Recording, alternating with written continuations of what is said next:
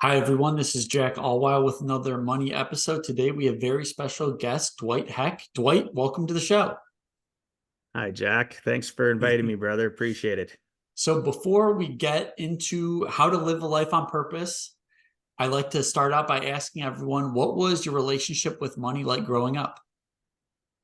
My relationship with money growing up was a tumultuous one. And here's why. My dad was one of 18 children. My mom Wow. was one of nine children, and they grew up during depression and after the depression into the 40s. And there was no money. Everybody was struggling. Why do I bring that up? Well, fast forward to me being a kid. My mom and dad were very staunch with money. My dad was a business owner, a young business owner, living from paycheck to paycheck in the essence that everything he was making was going back to expand his business. We didn't have a lot. Was very staunch budget of this is what you get for groceries to my mom. My mom did a lot of sewing to make clothes and stuff so that we didn't have to go out and make other people rich. And what I mean by that, it's not bad to go to a store and purchase things, but when you buy things, products from other people or services, you're making them money. When there's nothing wrong with that. But my dad wanted that money to what? Stay in the house. So I got stuck up into that mindset that I always had to, live very frugal and didn't realize that sometimes when you spend money, even though he was doing that principle, I was too young to understand it, that it was an investment of what he was doing. It wasn't an expense. The expense was though at my mindset, I thought everything had to be, you gotta keep money really tight. You can't spend it. I didn't realize that when you spend money, it's an investment if it's done correctly, right? So I realized that as I got older. But my money monsters started when I was a kid, watching how tight my parents were with cash, not realizing that there was a purpose for that tightness, right? That my dad was trying to develop something long term, that legacy for his family was developing, it was unraveling in a good way, right? So that's where my money monster started. Is again, when you grow up one of 18 or one of nine and money's tight and you're eating like potato soup or whatever, cabbage soup, right? It's terrible. So you bring that into your mindset when you have your own kids and you're really tight on everything, plus you're trying to build a business. I realized all this stuff in my 20s. But when I was a kid, I didn't, right? I started realizing in my 20s, but meanwhile, I was living a very frugal existence, not wanting to spend money to do anything when spending money at certain circumstances would have catapulted my life and made a difference. So knowing the difference between an expense and an investment was crucial, right? And I didn't realize it. How does one train themselves to kind of see going from just looking at everything as expenses to potentially being an investment in yourself? How do you any Well, exercises we can do?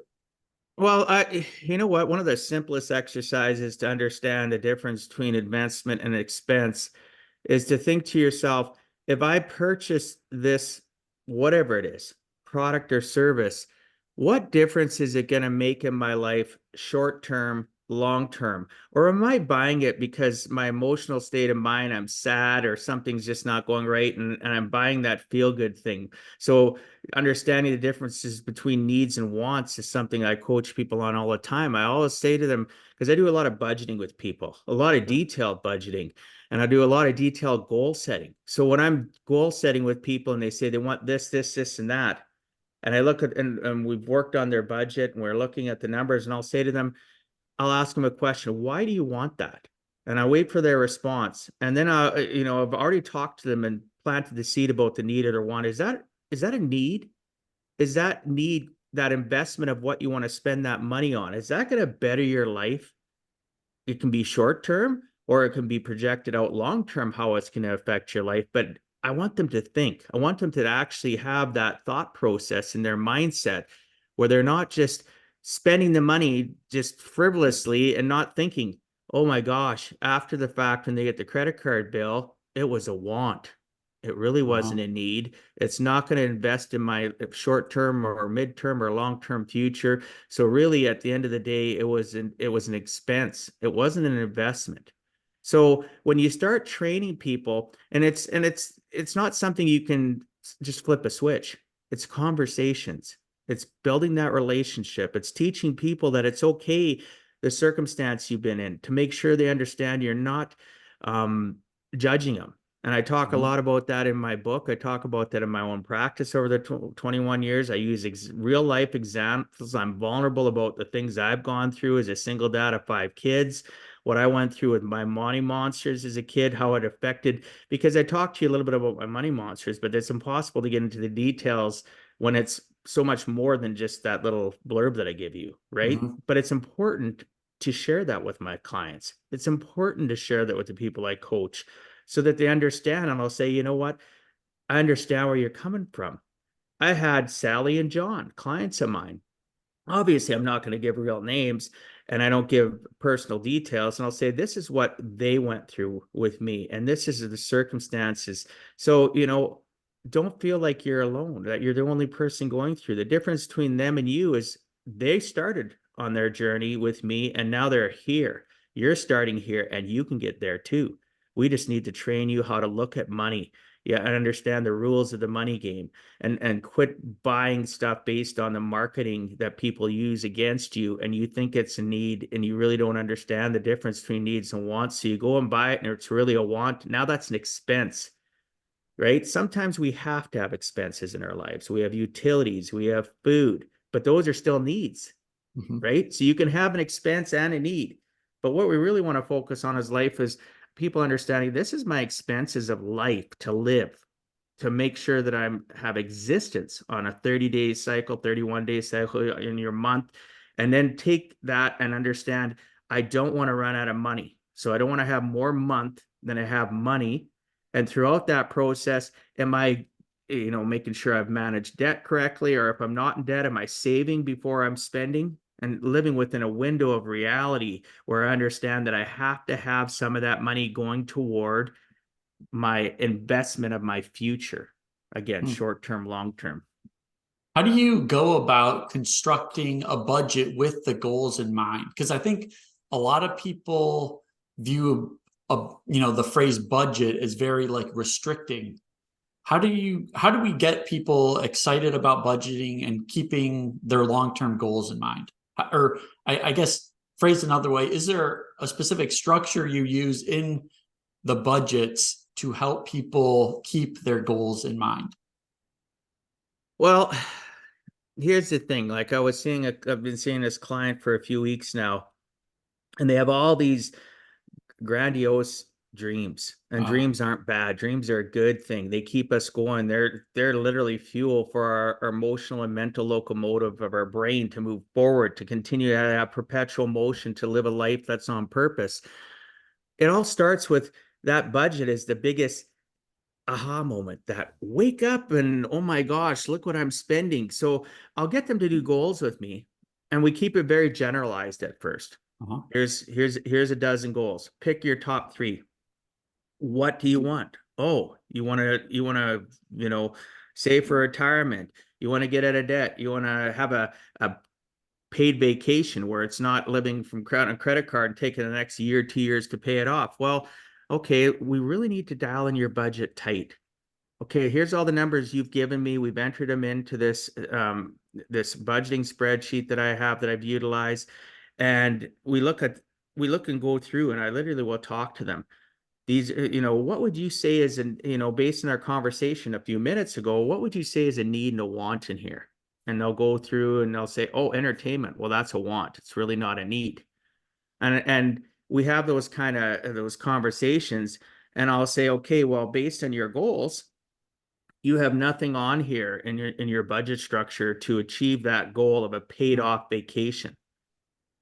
But we look at your numbers, your current numbers, and obviously there's a fudge factor because they're not literally pulling out their grocery bills. Eventually they are. If they really want true help from me, they're tracking their groceries. The beginning of the next month, they go back on all their bills and say, hey, I budgeted 800, I spent 1,000. That can be a problem, right? Mhm. Help them dial in their spending. And we literally will look at that circumstance and say, well, you're bringing in 1,000, you're spending 1,200 right now. Is that goal achievable of starting to save for your vacation right now? Yet one of your things as well is to get out of debt. Which do you think is a need and which is a want? I back to that, always that, and asking them to answer it, because the most powerful thing we can do in finance to help people live a purposeful life is to make them understand, them answer the question you're asking. Putting a template in front of people saying, if you do all this, and here's this course, this is going to change your life. It isn't going to change it if they aren't held responsible to the past choices, the current choices, and where do they want to go in the future. It all ties together. So by getting them to understand, like, you cannot have that vacation. That is a want right now. Or your need is to get out of this debt, so that you're not living on that more month than money and going to bed in quiet desperation, which is something I spent so many years in my life. And I've gone through that valley of despair, the roller coaster ride in life, brother. Right. That was one of the hardest things to talk about in my book, is that waking up in quiet desperation, going to bed in quiet desperation. How many of your people watching is that happening right now? And they don't think there's any way out. It's really simplistic how to get out. You just need to have somebody be vulnerable with you, share, that's gone through it and has the processes that can help you get to that purposeful destination you want. What's the time frame? Well, everybody's different. Do you like discomfort? Some people can only take little snippets of discomfort. Some people want it all right now. Let's get at it. And right, we accelerate, and I work with them continuously, a couple of times a week, sometimes once a week. And there's people that it takes a year, right? Because they're not used to having that discomfort. They're used to sitting on their couch. No offense to anybody doing this. They're worked a hard day, whether their career, their job, their business, and now they're sitting on the couch, and they're not reflecting on how to move their life forward. They're reflecting their life through social media, on the phone, on the computer, watching television, and they absorb themselves in everybody else's things, challenges, and they escape. It's escapism. Then they go to bed. When they go to bed, they realize all the stuff comes rushing in because they haven't done it and dissected anything throughout their evening. Nobody's taught them how to live a purposeful life. They go to bed in quiet desperation. They wake up the same way. They're anxious. Then they go to work. They maybe don't like what they're doing. Nobody's ever taught them that purposeful life. And living a purposeful life isn't that difficult. Once I figured it out, it was like, even when I went into the valley of despair, because I still would have challenges in my life where things happened, I knew how to get myself back. It's like that anchor that's always pulling you in a good way to keep you centered to an existence where you don't have to feel like you're helpless. You know what to do. You just let yourself temporarily, circumstances have happened in your life. Something's happened to you, a tragedy that is unavoidable, and you caused you to slip back. But oh my goodness, I learned all this stuff. Or Dwight taught me all this stuff. I can reach out to him and say, hey, I kind of got in a tough circumstance. Can you help me reset? Can you help me, can you be that anchor to pull me back in? And then eventually I get clients where they have their own anchor. And we do reviews, and we spend time together. We talk on a call, or I go see them, and they're going, yeah, we're doing this. We got our budget solid. We got this going on. We're saving for our future. And you see the joy and happiness in their face, and they still may be 100 grand in debt, but before they were 200. What's the difference? Progress. Could you talk about when you decided you needed to make a change? And because I think if some people, it's admitting to themselves and it hurting their ego that maybe they do need to ask for help, or they do need to seek someone else to help them along. Can you talk a little bit about? Sure. Yeah. That all started for me before I got into the finance game 21 years ago. I was a computer consultant. I owned a consulting firm, and at one time owned a retail computer store. And I had a mentor that had mentored me for many different things in my life. Got me into personal development 30 years ago, gave me books, encouraged me to go to a technical college and get my electronics engineering certification. He reached out to me and he said, I think you should get into the finance game, right? You're great with people. You've been having health issues. You're working too much with your consulting firm, and you're making a 6-figure income. But he says, I've known you a long time, and he says, you're broke all the time. Every time we talk, I hear this coming out of your mouth and this coming out of your mouth. And he used to be the same way. The difference is, again, he started the journey of somebody mentoring him and telling him about finance and what he could do differently by tracking his numbers and by living that purposeful life. And he said to me, I think you should get into the finance game, but before you do that, you're in trouble. You don't realize it. And I'm going to be honest with you, you need help. So how about we work together? I'm going to send somebody, because he wasn't even living in my local city anymore. He says, I'm going to send somebody to talk to you. I ignored them initially, but eventually I decided to leave the industry I was in, get into finance, write my exams. And I learned throughout the process of being coached by this person initially what I didn't want. I knew what I needed after it was brought to attention that I was spending more month, I had more month than money. I was spending more money than I had, even though I was a six-figure earner, that I needed to get to a state where I was understanding the numbers.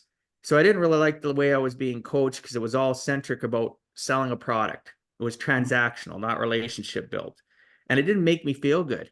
And I was already feeling shitty about, when I had to come to that realization, I wasn't feeling great about my life. I was on that hamster wheel of life. I was living quiet desperation, because it don't matter how much more money you make.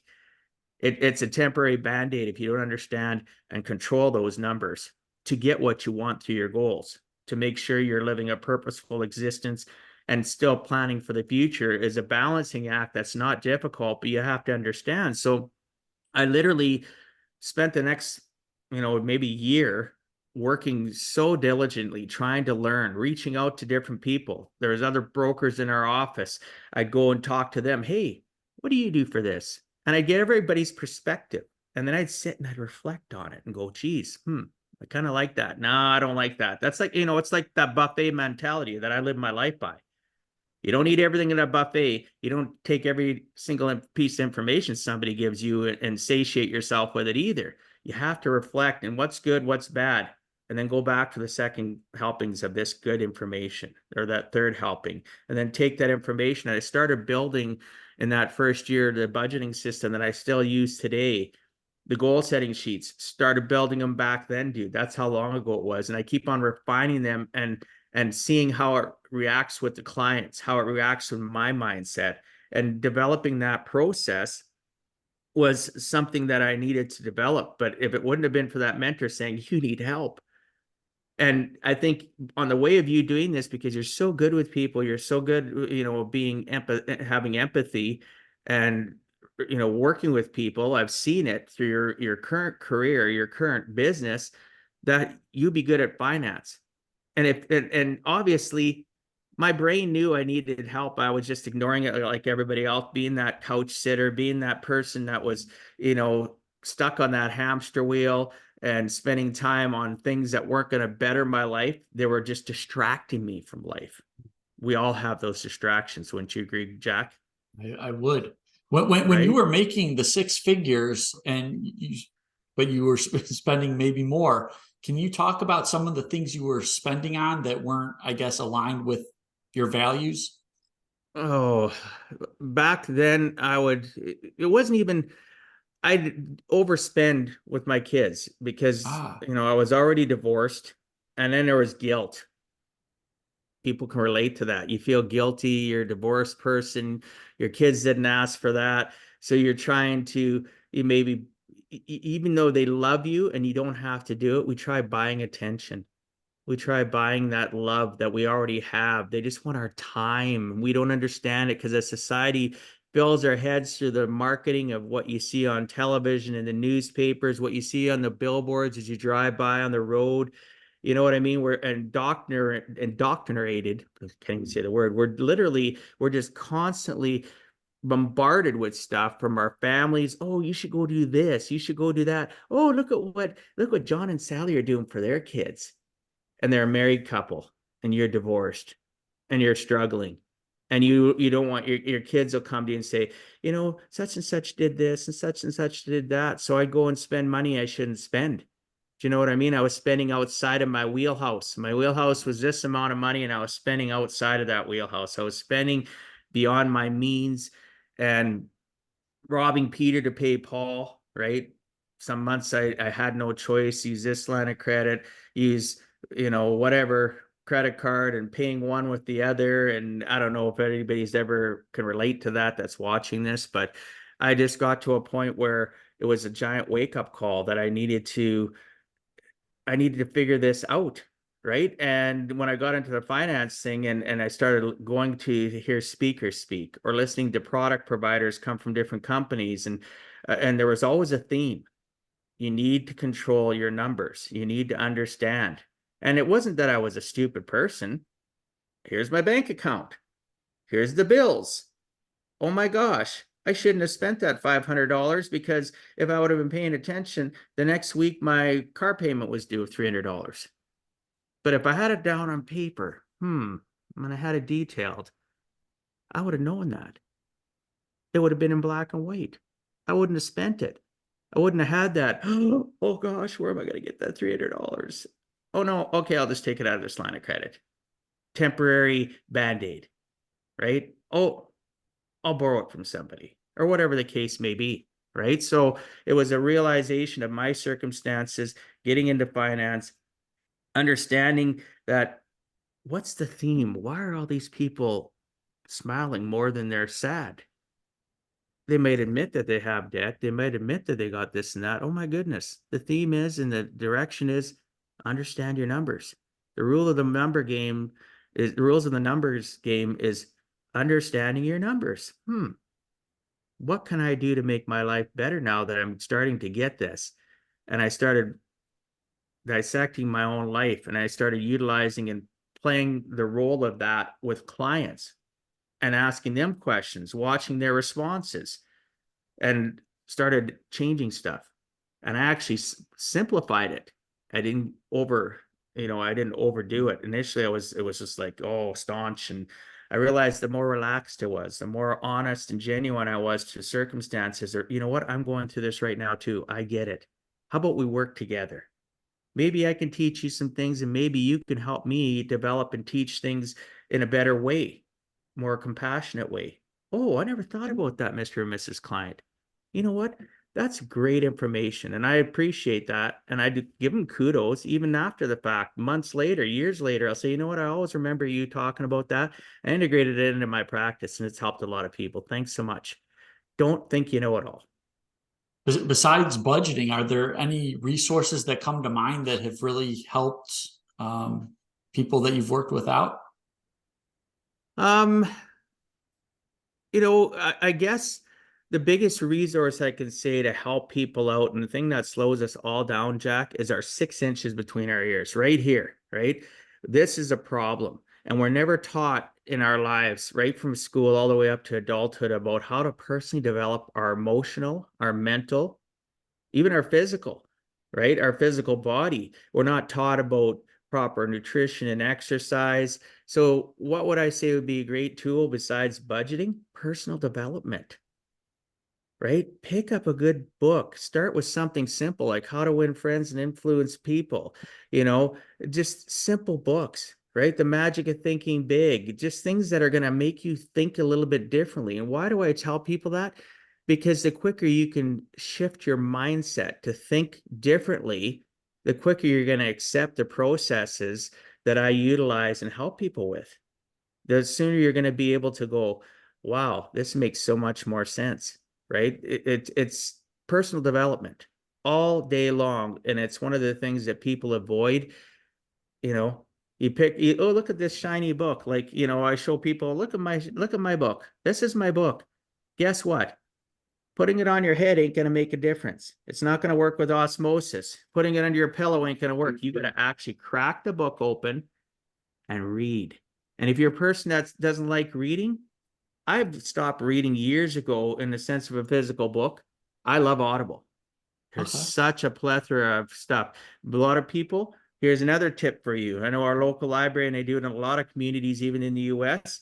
Go register with your local library. You can get audiobooks for free, right? You may have to be on a waiting list, but personal development can help you. It literally can make it be a game changer. You'll feel better. And then with what we utilize together to help you is going to help, it's going to sink in quicker. And guess what? That personal development is going to really make you feel better, right? So hopefully that's the Awesome. answer that's okay with you. Absolutely. Well, Dwight, I've thoroughly enjoyed this talk so far, but as we're winding down, I'd like to ask everyone, what is the best and worst personal finance advice you've heard or received, if you haven't already answered Well, the best or worst it? financial advice. My gosh, I've had so much of both.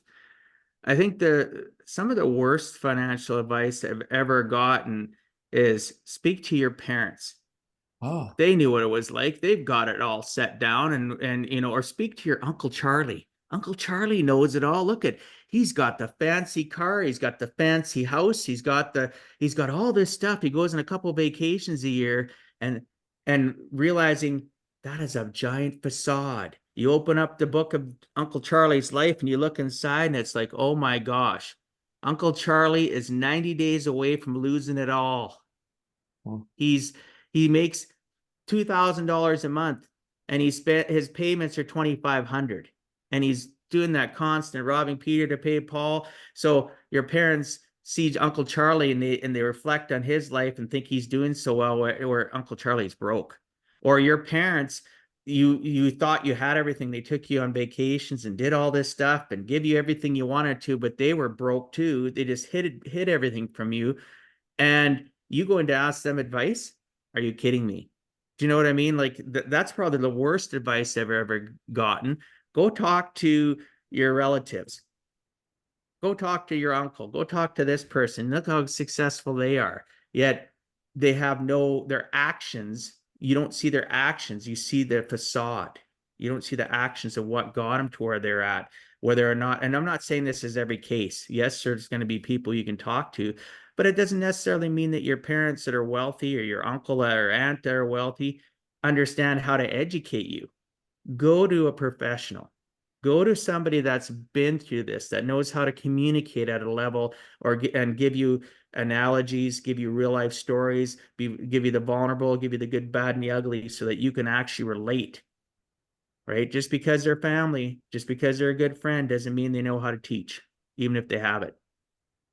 so I guess on that note, is the message that we should just block everything we see from people, or is there a way to kind of attain information from certain people that we maybe are inspired to be? Like, are there ways we can go about? Are they kind of fake wealthy or fake rich, or are they actually wealthy? That's see now, it's tough to disseminate that, because as a financial person, I'd ask them specific questions, Hmm. but as a general Yeah, there's person on the not. street, it's really hard, because people aren't going to share their personal information. If anything, they're going to get offended. Yeah. And there's not even really, and thinking about this on the fly from the question you asked, is there anything you can specifically look for? No, because people shelter. They hide things very, very well. They don't want people to know. They want people to believe that they're the baller. They Hmm. want people to believe that they have it all. So they hide it very well, unless you could get into their bank accounts or look at their, now if you walk into their house and they're silly enough to have a pile of bills that say past due on them, you really don't know. It's really, really hard, because, and that's a great question. I don't think there's any real way for them to look at the people that they admire and know whether or not they're full of it or not, or Hmm. whether they're actually genuine. Now, let's say you're working with that uncle and you work with him and he hires you part-time in the business. You can have open ears. You can listen to that person. You can listen to your family, your parents, or this person you admire that's a friend of the family, and see what's going on. See, we're not taught at a young age, though, or even as adults, we're not taught to read body language. So that's one of the things I look for too. I can tell when somebody's full of it without asking them questions sometimes. Or I'll ask a simple question, watch their demeanor, their body language, and know. And that to me is a sign that they're hiding something. Is Hmm. that their right to? Absolutely. But then that's not the person I want to talk to help me move my life forward. Yeah. So again, it's back to that personal development. Personally develop yourself so that you can start. There's books out there that can help you figure out how to read people and how to understand them, right? And understand that they're full of it. So there's no real thing that I can give somebody a simple, here's what you do every single time. You can tell whether or not Jack's full of it or not, or Jack's a facade. It's almost impossible unless you're a trained professional, because I have trained myself. I continue to train myself to be the ultimate version, so I can be of that people person, that I can be that student of human nature to understand, so that I can help them peel back the dishonesty they've been telling themselves, the lies they've been living. Or maybe they aren't lying to themselves, but they're living fearful of people finding out and being embarrassed or humiliated, right? It's so sorry, it's a long-winded answer, but there's no real easy way for me to tell people how to read others without effort or having somebody help them. Yeah. And you might have already mentioned it, but what would you say is the best piece of personal finance advice you've heard or received?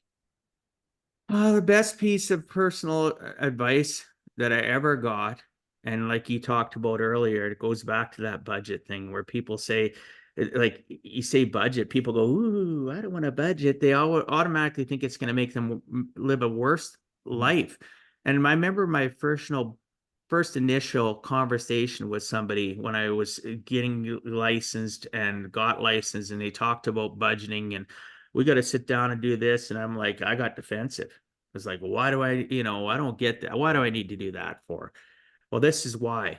And he was such a compassion. That was about the only good thing that I got from that relationship with that first trainer before I literally quote, quote, fired him and said it. I learned what I wanted to learn from him in a few weeks. And then the rest, it was just to me garbage. And it was, you need to literally understand your numbers. And when he went through them, it was a very cathartic experience, because I always thought I had all my ducks in a row, Jack, and I didn't. And he said, here's why we're doing it.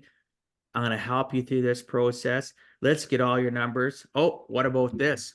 Well, what do I need to put that down for? And I'll give you an example. When I say to people, well, haircuts, obviously, I don't need them. But other people, what do you spend on haircuts? And how often you do it? Why do I have to put that down? Well, does it come out of the same bank account that you pay all your other bills? Well, yeah. Do you see what'll happen if you go to get a $20 haircut, or you're a lady and you're spending 150, 160 bucks and getting a dye, hair dyed and streaked or whatever? Do you see how that can affect your budget? Oh, I get it. And back then, that was one of the things he said to me. Back then, I still had hair. He says, how much you spent on haircuts? What about your kids? Oh, I don't know. I just didn't take it serious. So the best advice I got was that budget, because that budget forced me to start in the first stages of taking my life seriously when it comes to the number game and living that purposeful existence. Awesome. Well, Dwight, you're a wise man, and I've thoroughly enjoyed this discussion. I'm sure the listeners are going to get a lot of value. Why don't you tell the listeners where they can go learn more about you and where they can get your book? Best place to go is go to giveaheck.com. So go to giveaheck.com.